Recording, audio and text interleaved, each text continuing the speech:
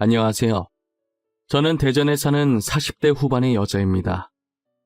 저는 최근 남편의 불륜으로 인해 이혼을 하게 되었어요. 평소 불륜 드라마를 보면서 도대체 불륜은 왜 저지르는 건지 이해가 가질 않았거든요. 그런데 드라마에 나올 법한 이런 일을 제가 당하게 되었더라고요. 하지만 저 나름대로 시원한 복수를 해줘서 미련은 없습니다. 지금부터 제 이야기를 들려드릴게요. 저는 소위 말하는 다이아몬드 수저, 금수저같이 엄청 부유한 집안은 아니었지만 그래도 부족함 없는 집안에서 부모님의 사랑을 듬뿍 받으면서 자랐어요. 저희 부모님은 제가 외동딸이라 금이야 오기야 하시면서 하고 싶은 게 있다고 하면 꼭 해주셨어요. 저는 그런 부모님의 열렬한 서포트를 받으며 산부인과 의사까지 될 수 있었어요. 의대 생활을 하면서 늘 제게 힘이 되어주던 동기가 한 명 있었어요. 그 동기를 만나면서 많은 위로를 받고 힘든 일도 같이 극복해 나갈 수 있었습니다. 저에게 있어서 힘든 의대 생활을 무사히 잘 보낼 수 있게 해준 참 고마운 친구였죠. 저희는 그렇게 5년 정도의 긴 연애를 하고 결혼을 하게 되었어요. 남편은 현재 대전 중심가에서 성형외과를 운영하고 있는 성형외과 의사예요. 남편이 처음엔 저와 같이 대학병원으로 가려고 했는데 요즘은 성형이 대세라면서 갑자기 성형외과로 방향을 틀더라고요. 저희 때만 해도 성형외과가 지금처럼 많지가 않아서 유망주였긴 했어요. 그래서 저도 남편의 의견에 딱히 반기를 들지 않았었어요. 저와 남편은 너무나 반대되는 성격을 지니고 있었어요. 제 성격은 숨김없는 털털 그 자체였고 남편은 다정하면서도 섬세했거든요. 반대되는 성격이 잘 맞는다는 게 꼭 없는 말은 아니었나 봐요. 남편과 저는 살면서 단 한 번도 싸운 적이 없었어요. 보통 저의 직설법인 화법을 들으면 다들 화나서 본인한테 시비 거는 건 줄 알아요. 하지만 남편은 제가 전혀 화나지 않았고 그냥 의견을 제시하는 것뿐이라는 걸 잘 알고 있어서 저희는 전혀 싸울 일이 없었죠. 그때까지만 해도 저희 인생에는 이혼이란 단어가 없을 줄 알았습니다. 한 번은 저희 병원에 검사하러 오신 환자분이 한 분 계셨어요. 꽤 젊어 보였는데 생리를 하지 않아서 걱정되는 마음에 검사 받으러 오셨다고 하더라고요. 아직 미혼인데 혹시나 임신이라도 했을까봐 엄청 불안해하며 걱정하고 계셨어요. 생리를 안 하는 건 다양한 이유가 있다고 꼭 임신 때문은 아니라고 안심시켰죠. 그런데 최근 환자분이 느꼈던 증상들을 들어보니 임신이 맞는 것 같더라고요. 저는 초음파 검사를 한번 해보자고 환자분께 권했어요. 환자분은 처음에 무서워서 검사 안 하겠다고 하다가 결국 침대에 누우셨어요. 초음파를 확인해보니 설마가 사람 잡는다고 임신 6주차더라고요. 제가 임신 6주차라고 말씀드리니 환자분께서 울기 시작하셨어요. 임신이라고요? 아니에요. 임신 아닐 거예요. 한 번만 다시 검사해 주세요. 선생님 제발요. 임신이면 안 돼요. 저 진짜 안 돼요, 선생님. 제가 2번이나 봤어요. 확실히 임신 맞습니다. 지금 들리는 소리가 아기 심장 소리예요. 아무래도 아기 아빠 되시는 분과 이야기를 하셔야 할 것 같네요. 저 아기 못 낳아요. 아마 아기 아빠한테 말해도 못 낳게 할 거예요. 사실 이 아기 아빠가 유부남이거든요. 알고 보니 여자는 안에 있는 남자를 만나고 있는 불륜녀였어요. 드라마에서만 보던 불륜녀를 직접 내 눈으로 마주하게 되니 기분이 굉장히 이상하더라고요. 여자는 인생 한번 펴보려고 돈 많은 의사를 만났다고 했어요. 하지만 그 남자는 본처와 헤어질 생각이 전혀 없어 보였대요. 그런 남자라는 것을 알지만 언젠간 자신한테 올 거라는 믿음 하나로 계속 만남을 이어왔던 거죠. 그러다 덜컥 임신을 해버렸고 아기가 있다고 해서 자신한테 올 남자가 아니라는 것도 알았어요. 여자는 제게 울면서 거의 빌다시피 수술을 해달라고 했다가 애기 심장 소리를 듣더니 도저히 수술 못하겠다고 나중에 다시 오겠다고 하고 나가더라고요. 불륜녀라고 해서 그런지 불쌍하다는 생각은 전혀 없었어요. 배우자가 있는 걸 뻔히 알면서 남의 가정을 망치고 있는 여자인 거잖아요. 다 자업자득이라고 생각하고 혀를 차면서 퇴근 준비를 했어요. 저는 저녁을 먹으면서 그날 병원에서 있었던 일을 남편에게 이야기했어요. 맞다, 자기야. 나 오늘 병원에서 되게 황당한 일 있었다. 아마 자기도 들으면 황당해서 말이 안 나올걸? 무슨 일인데? 또 진상 환자 왔었어? 당신한테 뭐라고 해? 저번에도 진상 환자 한 명이 당신한테 난리치고 갔었잖아. 나 완전 드라마 보는 줄 알았잖아. 살면서 불륜녀를 오늘 실제로 처음 봤어. 아니, 글쎄 불륜녀가 왔는데 임신 6주 차인 거야. 나보고 임신하면 안 된다고 수술해달라고 난리였어. 아, 진짜? 불륜녀 벌 받은 거네. 엄한 남의 가정을 깨려고 난리래? 그러게 임자 있는 남자는 꼬시는 게 아니지. 그치? 근데 남자가 본처랑 헤어질 마음이 전혀 없어 보인대. 아참, 남자 직업이 우리처럼 의사래. 진짜 같은 의사라는 게 수치스러워. 결국은 애기 심장 소리 듣고 수술 못하겠다고 나가더라니까. 남편은 제 얘기를 듣더니 눈에 초점이 없어지고 얼굴도 새하얘지더라고요. 그러다 들고 있던 숟가락까지 떨어뜨리기 시작했어요. 자기야, 내 말 듣고 있어? 어머, 갑자기 왜 숟가락을 떨어뜨리고 그래? 잠깐만, 내가 숟가락 새 거 다시 가져다 줄게. 아, 내가 순간 손가락에 힘이 빠져가지고 실수했네. 아니, 우리랑 같은 의사라길래 어떻게 그럴 수 있나 충격받아가지고. 남편의 안색이 급격히 안 좋아지더니 횡설수설하고 난리도 아니더라고요. 평소에 한 번도 그런 적 없던 남편이 저러고 있으니까 저는 분명히 남편한테 뭔가 있다는 확신이 들었어요. 남편이 잠든 것을 확인하고 저는 몰래 남편 핸드폰을 들고 거실로 나갔어요. 남편의 핸드폰을 몰래 보려고 하는데 잠금이 설정되어 있더라고요. 혹시나 해서 제 생일을 눌러보았더니 바로 잠금 해제가 되었어요. 저는 순간 비밀번호도 제 생일로 해놓는 양반인데 설마 불륜을 저질렀을까 싶었어요. 하지만 남편의 메신저 어플을 들어가는 순간 제 믿음은 한순간에 와르르 무너져 버렸죠. 저에게 한없이 다정했던 남편이 세상 모든 여자에게 다 다정했더라고요. 현재 남편과 연락하고 있던 여자는 자그마치 3명이 있었어요. 어찌나 달달하게 사랑을 하던지 폰에서 단내가 나는 기분이 들었어요. 3명 중 1명이 저희 병원에 왔던 임신한 여자였습니다. 프로필 사진을 봤는데 제가 병원에서 봤던 여자와 똑같이 생겼었어요. 제일 먼저 이 여자와 했던 카톡을 들어가 보니 오늘 병원 갔던 얘기를 했더라고요. 저 임신했대요. 6주 차예요. 아기 어떻게 할까요? 당신 이혼할 생각 죽어도 없잖아. 오늘 아기 심장 소리 들었는데 난 절대 수술 못해요. 그럼 나보고 어쩌라는 거야? 도대체 나한테 무슨 대답을 원해서 이러는 건데? 이혼하라고? 아니면 애 키울 거니까 양육비 달라고? 말을 그렇게밖에 못해요? 어차피 당신이랑 와이프 사이에 애 없다면서 그냥 깔끔하게 이혼하고 저랑 결혼하자고요. 내가 말했잖아. 나는 집사람밖에 없다고. 내가 사랑하는 건 집사람뿐이야. 난 너랑 결혼할 생각 애초에 없었어. 너도 알고 만난 거 아니야? 애는 지우든지 말든지 네가 알아서 해. 저는 카톡 내용을 보는 순간 남편이 정말 쓰레기같이 보이더라고요. 솔직히 말해서 애를 여자 혼자 가지는 게 아니잖아요. 똑같이 실수해서 애를 만들어 놓고 지금 저러는 태도가 너무 정이 떨어졌어요. 불륜을 떠나서 제가 평소 알고 있던 남편과 너무도 다른 모습이었어요. 이때까지 이런 남자와 같이 마주보며 밥을 먹고 한 집에서 살았다는 게 너무 역겨웠어요.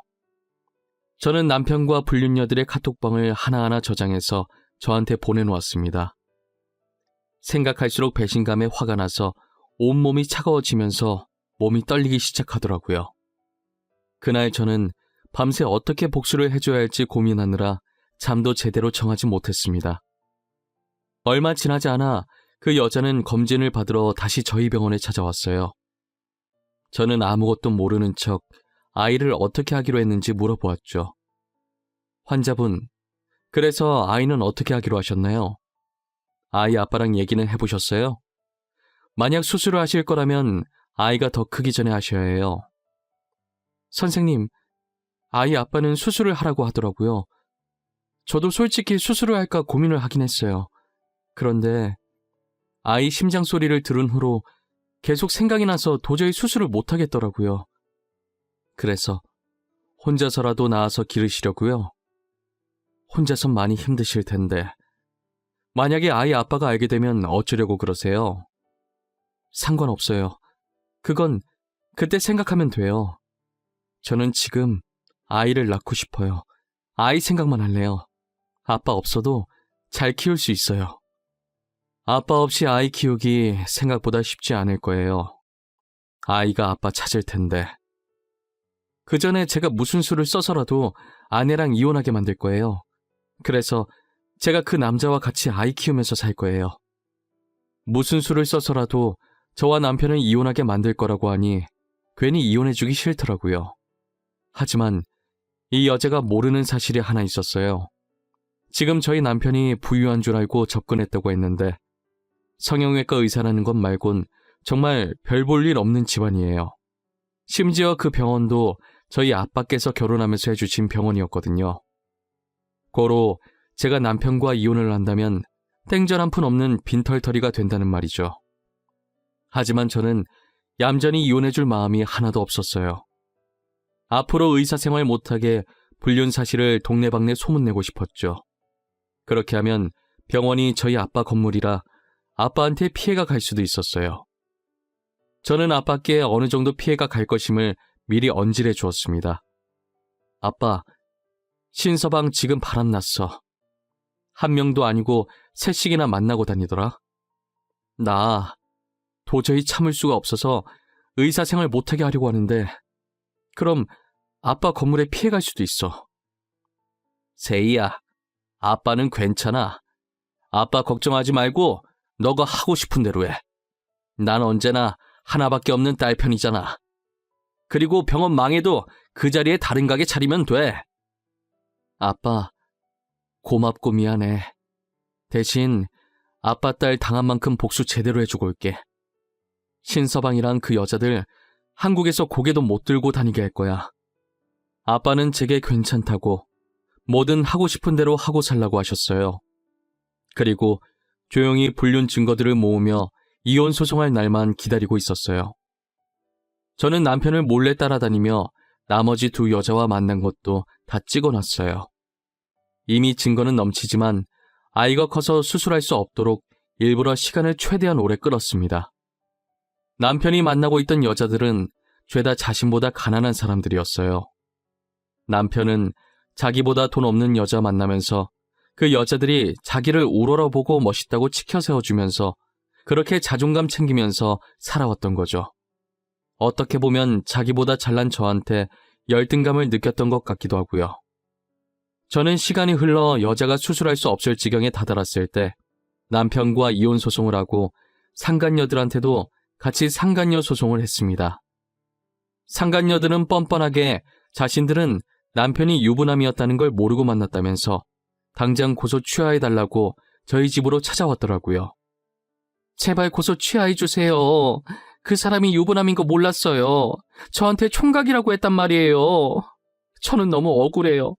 정말 고소장 온 거 보고 알았어요.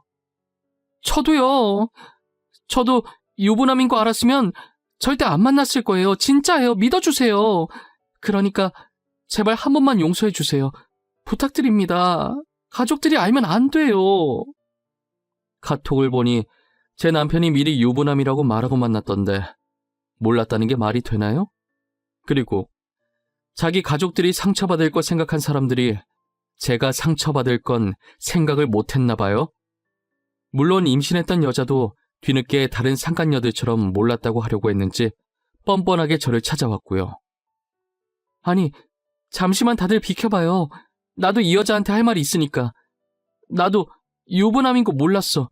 그리고 난 이 남자 애까지 가진 사람이야. 뭐야?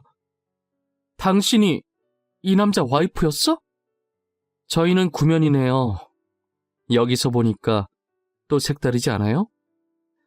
주변에 수많은 병원들이 있는데 하필 검진을 받으러 와도 나한테 왔을까?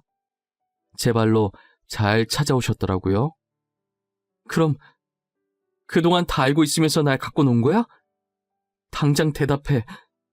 이때까지 네가 나를 가지고 논 거였냐고! 가지고 놀다니요. 말하는 것도 천박하네. 수준이 딱 거기까지니까 이런 짓을 하고 다녔겠지. 아이는 이제 어떻게 키우려나? 우리 남편은 이제 빈털털이 될 텐데 혼자 키우든 둘이 키우든 잘 키워봐요. 그 여자가 저를 보자마자 놀라는 표정이 얼마나 볼만하던지 혼자 보기 아까웠다니까요. 다른 상간녀들도 서로를 보며 한 명이 아니었냐면서 한마디씩 거들고 있었어요. 저는 이미 유부남인 거 알고 만난 증거들 다 있다고 고소 취하해줄 생각 없다고 하고 돌려보내려 했어요. 하지만 취하해주기 전까지 절대 나갈 수 없다며 뻗팅기길래 결국 경찰 불러서 내쫓아버렸습니다. 그리고 모든 불륜 자료들을 상간녀들 회사 커뮤니티에 익명으로 올렸어요. 남편은 제가 의사협회에 글을 올려서 앞으로 의사생활을 하기에 충분히 힘들어 보였는데 동시에 사소하게 있었던 의료사고들도 한 번에 터지면서 의사생활을 거의 못한다고 볼 수 있었죠. 그렇게 남편의 병원은 한순간에 망해버리고 알고 지내던 의사들도 남편과 손절해버렸어요. 모든 것을 잃은 남편은 대출까지 받아서 저한테 위자료를 줬어요. 그리고 상간녀 중에 가족들이 알면 안 된다고 빌었던 여자가 유부녀였나 봐요. 상간남 소송까지 당하는 바람에 결국 엄청난 빚만 떠안게 된 것이죠.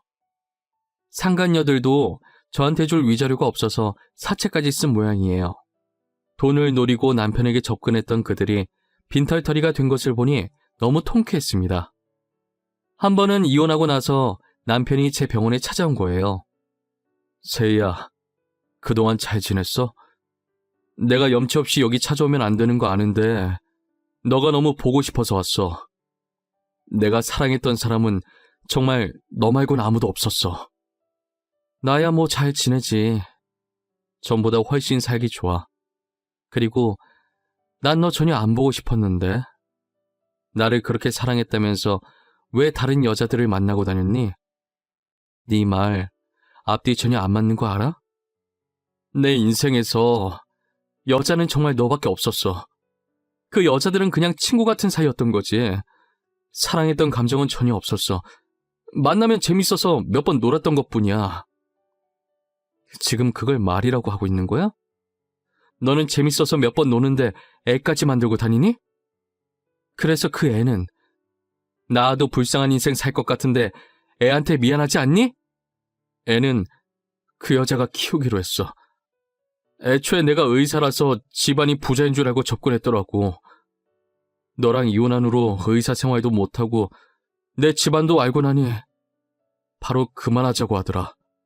그렇게 다시 만난 남편의 꼴은 말도 못하게 망가져 있었습니다. 빚은 쌓여 있는데 의사 생활은 다시 못하니 막노동이라도 하고 있더라고요. 꾸준 일이라고는 해본 적이 없던 양반이 난생 처음 막노동이라는 몸쓰는 일을 하려니 얼마나 힘들겠어요. 살아온 정이 있어서 그런지 안쓰럽긴 한데 자기가 자초한 일이라 도와주고 싶진 않았어요.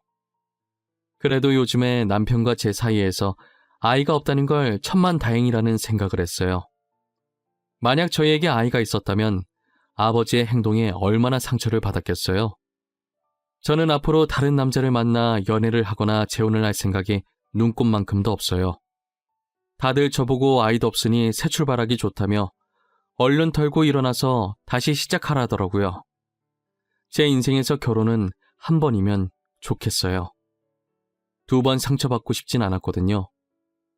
무엇보다 제일 중요한 건 더 이상 사람에게 믿음이 가지 않았습니다. 절대 그러지 않을 것 같았던 사람에게 배신을 당하니 그렇게 되더라고요. 남편은 지치지도 않는지 제가 매번 답장을 안 하는데 아직도 미안하다고 연락이 오더라고요. 지금 이 글을 쓰는 와중에도 미안하다고 용서해달라는 문자가 왔네요. 저는 죽는 날까지 그들을 용서할 수 없습니다. 불륜은 아무것도 모르는 죄 없는 상대방에게 상처를 주는 짓이에요. 저는 먼저 사실을 알고 이혼 소송을 하고 당한 만큼 돌려줬다지만 몰랐던 사람들은 그냥 가만히 있다가 이혼을 당하는 거잖아요. 남에게 상처 주는 짓을 한다면 언젠간 다 자신에게 돌아가게 되어 있다는 것을 여러분들은 잊지 않으셨으면 좋겠습니다. 날이 많이 춥습니다. 이런 날씨에 감기 걸리기 쉬우니 다들 옷 따뜻하게 입고 다니세요. 지금까지 제 이야기 들어주셔서 감사합니다.